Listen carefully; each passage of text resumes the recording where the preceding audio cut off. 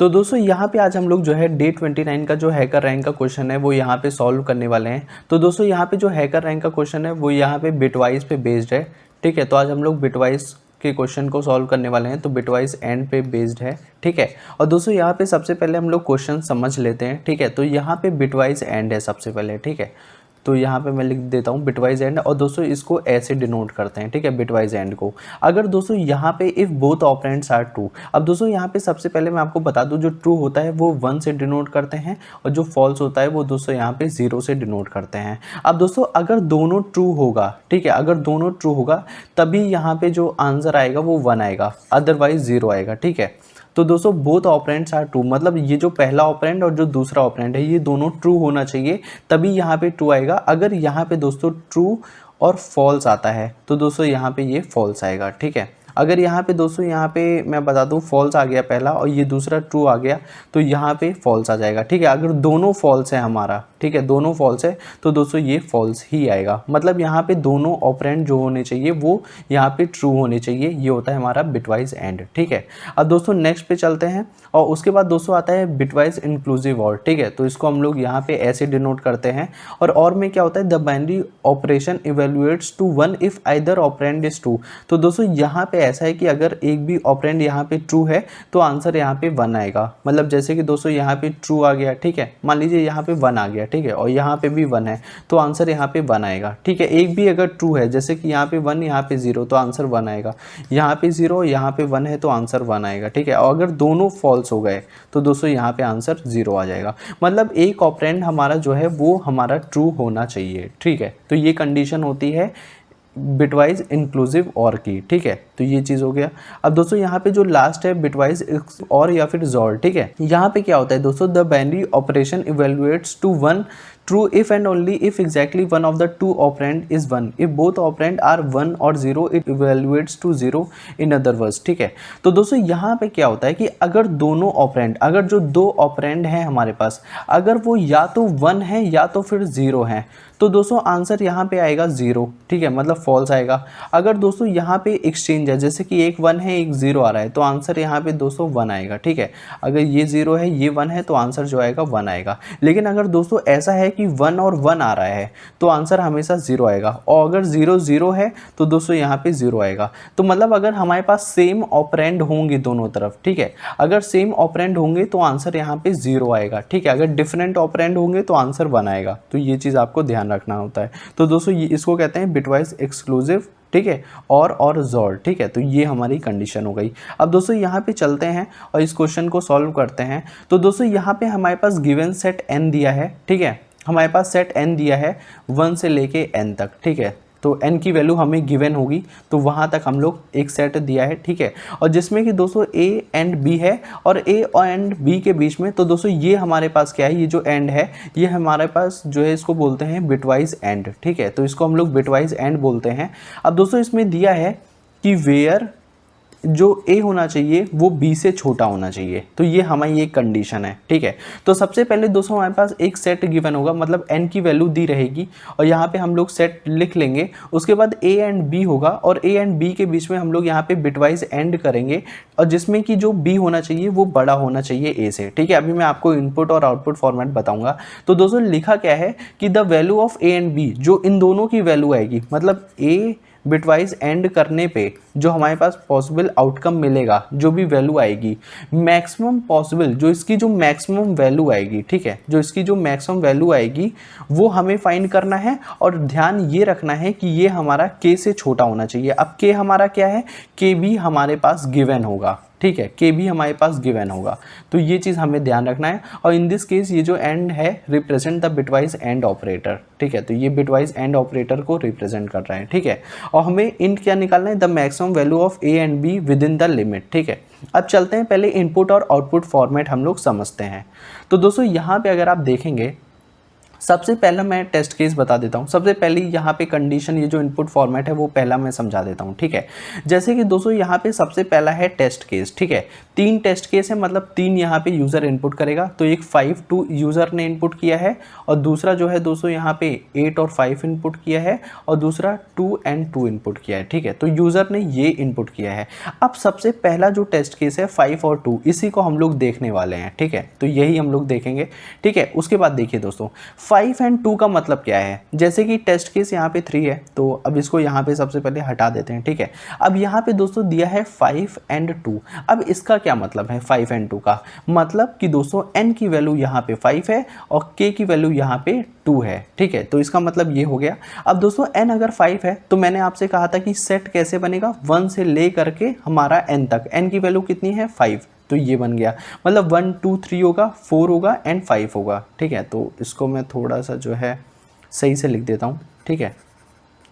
तो यहाँ पे तो दोस्तों ये 1 2 हो गया, ये 3 हो गया, ये 4 हो गया, ठीक है, और ये हमारा 5 हो गया, ठीक है। तो हमारा ये सेट गिवन है, n की वैल्यू गिवन है, k गिवन है।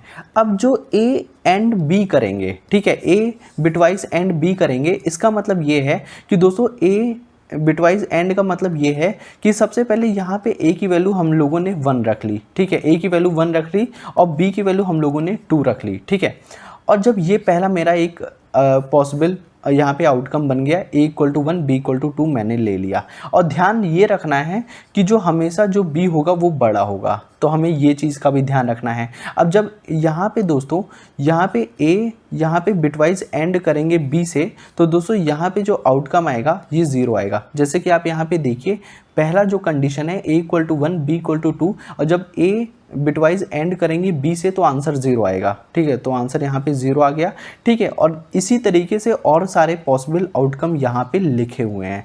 जैसे कि दोस्तों यहाँ पे देखिए, मान लीजिए कोई भी कंडीशन यहाँ पे लास्ट वाली ले लेते हैं, a = 4 और b = 5, ठीक है। तो सबसे पहले कंडीशन आपको ये देखनी है कि भाई जो b है वो बड़ा है a से, बिल्कुल सही है। और जब इसका हम लोग बिटवाइज एंड करेंगे तो आंसर यहाँ पे 4 आएगा, ठीक है। और जो 4 हमारे पास आएगा ये हमारा मैक्सिमम पॉसिबल आउटकम है, ये जितने भी सेट हैं, ठीक है। इन सेट में जो मैक्सिमम पॉसिबल आउटकम आया है 4, लेकिन हमें आउटपुट में एक चीज़ और ध्यान रखनी है कि वो हमेशा जो पॉसिबल मैक्सिमम वैल्यू आई है वो k से छोटी होनी चाहिए।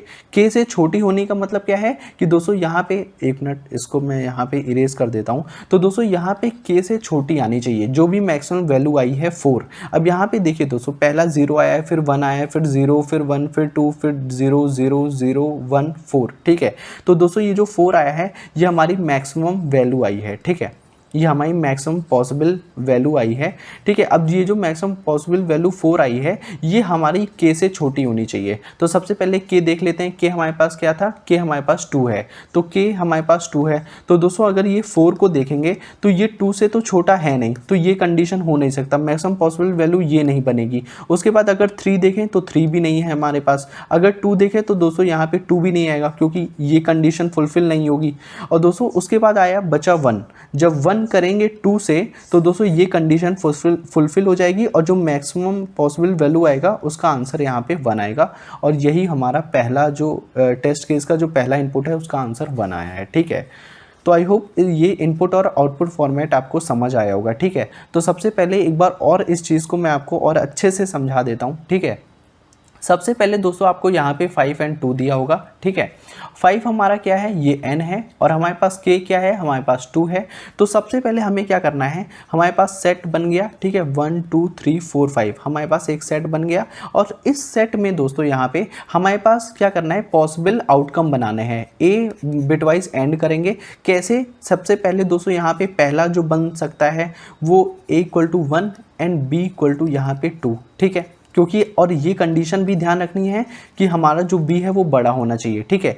अब जब ये कंडीशन फुलफिल हो गई तो a बिटवाइज एंड करेंगे b से, तो हमारा जो आउटपुट आएगा 1 और 2 का करेंगे तो यहाँ पे 0 आ जाएगा, ठीक है। तो ये पहला केस बन गया। तो दोस्तों ऐसे ही दूसरा केस बनाएंगे, मतलब a की वैल्यू 1 है, b की वैल्यू 3 है। तो हाँ, पहली कंडीशन चेक कर लिया कि भाई b बड़ा है। फिर जब इसका a बिटवाइज एंड करेंगे बी से तो दोस्तों यहाँ पे आंसर 1 आएगा। ठीक है, तो ऐसे सारे पॉसिबल आउटकम हमें लिख लेने हैं, जैसे कि यहाँ पे आप देख सकते हैं, यहाँ पे सारे पॉसिबल आउटकम लिख लेंगे।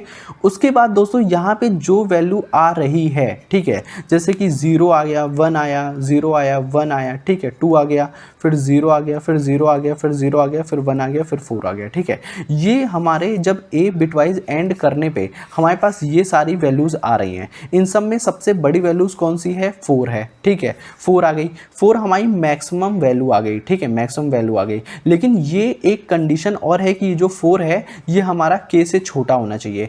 k हमारे पास क्या है? 2 से है, तो 2 से छोटा एक ही नंबर है, 1 है। ठीक है, 1 है या फिर 0 है। k से जो छोटा नंबर है वो या तो 1 है या तो 0 है। तो मैक्सिमम वैल्यू हमें पॉसिबल फाइंड करनी है, तो मैक्सिमम तो 1 ही होगा ना, तो 1 ये आएगा, ये कंडीशन फुलफिल होगी और आंसर यहाँ पे 1 आएगा। ठीक है, तो आई होप इतना आपको समझ आया होगा। फिर से मैंने आपको समझा दिया अच्छे से। अब अपने कोड की तरफ चलते हैं और वहाँ पे इसको हम लोग क्वेश्चन को सॉल्व करते हैं। ठीक है, तो दोस्तों यहाँ पे हम लोग बिटवाइज एंड अपने क्वेश्चन पे आ चुके हैं। ठीक है, डे 29 का जो हैकर रैंक का क्वेश्चन है। ठीक है, और दोस्तों यहाँ पे ये देखिए पहला टेस्ट केस दिया है और N5 और K2 है, तो हमारा 1 कैसे आया वो मैंने आपको इनपुट और आउटपुट फॉर्मेट समझा दिया अच्छे से। ठीक है, और public static int bitwise and हमें करना है। ठीक है, N एंड K यहाँ पे पैरामीटर पास हुआ है। ठीक है, अब इसी के अंदर हमें अपना कोड लिखना है। सबसे पहले हम लोगों को क्या फाइंड करना है? देखिए हमें यहाँ पे 1 फाइंड करना है। ठीक है, तो 1 लाना है। अब 1 कैसे लाएंगे? सबसे पहले हम लोग यहाँ पे फाइनल रिजल्ट नाम से यहाँ पे सबसे पहले 0 से इनिशियलाइज कर देंगे। ठीक है, तो हमें ये करना है। उसके बाद दोस्तों यहाँ पे एक फॉर लूप चलाना है, क्योंकि हमें सेट देखिए फाइंड करना है। सेट 1 से लेकर के 5 है और n की वैल्यू यहाँ पे 5 गिवन है, तो 1 से 5 तक लूप चलाना पड़ेगा पहले। ठीक है, for int i is equal to 1 i less than, ठीक है, और यहाँ पे लिखेंगे n और i प्लस प्लस। ठीक है, तो n की वैल्यू कुछ भी गिवन होगी, मान लीजिए n की वैल्यू 5 है तो 1 2 3 4 5 i की वैल्यू पास हो जाएगी। ठीक है, उसके अंदर दोस्तों हमें क्या करना है? For int j is equals to i plus 1 करना है। ठीक है, और हमें ये चेक करना है j जो है वो लेस देन और इक्वल टू n हो और j प्लस प्लस कर देंगे। ठीक है, अब यहाँ पे दोस्तों यहाँ पे देखिए i की वैल्यू 1 है तो j i प्लस 1 होगा, मतलब j बड़ा होगा। ठीक है, इतना यहाँ पे कंफर्म हो गया। उसके बाद दोस्तों इंट वैल्यू नाम से यहाँ पे वेरिएबल बना देते हैं और इसके अंदर क्या करते हैं, जो i और यहाँ पे एंड, ठीक है, तो यहाँ पे एंड जे कर देंगे। ठीक है, तो दोस्तों यहाँ पे वैल्यू के अंदर मतलब ये हुआ कि जो ए बिटवाइज एंड बी कर रहे हैं, तो इसका मतलब यही है आई जो बिटवाइज एंड जे करेंगे तो हमारी जो उसके अंदर जो वैल्यू आएगी वो मेरी वैल्यू के अंदर स्टोर हो जाएगा। ठीक है, अब दोस्तों इसके बाद मैंने आपको क्या कंडीशन बताई थी कि जो ये मेरी पॉसिबल आउटकम की जो वैल्यू आई है 0 1 0 1 2 0 0, तो इसमें हम लोग क्या कंडीशन लगाने वाले हैं? ठीक है, और हमें कैसे मैक्सिमम पॉसिबल आउटकम की वैल्यू मिलेगी? तो इफ़ कंडीशन लगाएंगे। सबसे पहले दोस्तों यहाँ पे ये जो वैल्यू है, ठीक है, मैंने आपसे कहा था कि वैल्यू जो है वो k से कम होनी चाहिए। जैसे कि यहाँ पे मैंने आपको बताया था कि 4, तो 4 हमारी जो है k से कम है, नहीं है, तो हमारी k से कम होना चाहिए। सबसे पहली कंडीशन तो ये हो गई।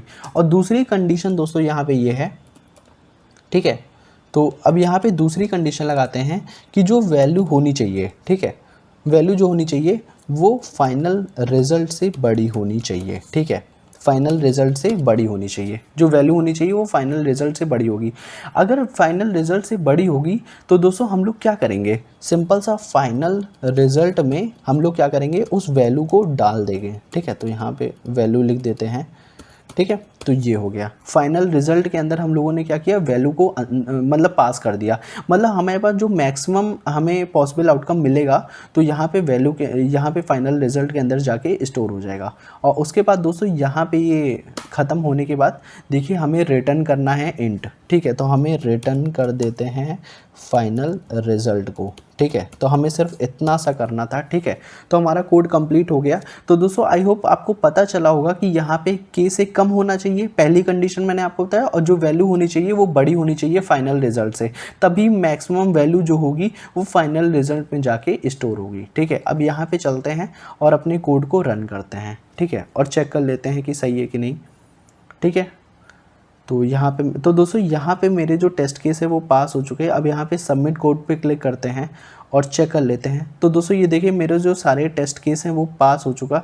ठीक है, तो दोस्तों यहाँ पे ये देखिए तो दोस्तों आई होप कि ये सीरीज़ आपको पसंद आई होगी, ठीक है, जितना भी मैंने आपको कोड समझाया। तो दोस्तों यहाँ पे आप देख सकते हैं 30 डेज़ ऑफ कोड इन जावा, मैंने यहाँ पे सारी प्लेलिस्ट में, यहाँ पे 30 डेज़ ऑफ कोड में मैंने सारे कोड डाल दिए हैं, तो आप जा करके इसको एक्सेस कर सकते हैं, ठीक है। और अगर दोस्तों वीडियो अच्छी लगी होगी तो आप इसे लाइक शेयर सब्सक्राइब जरूर कर दीजिए। तो दोस्तों मिलते हैं नेक्स्ट वीडियो में।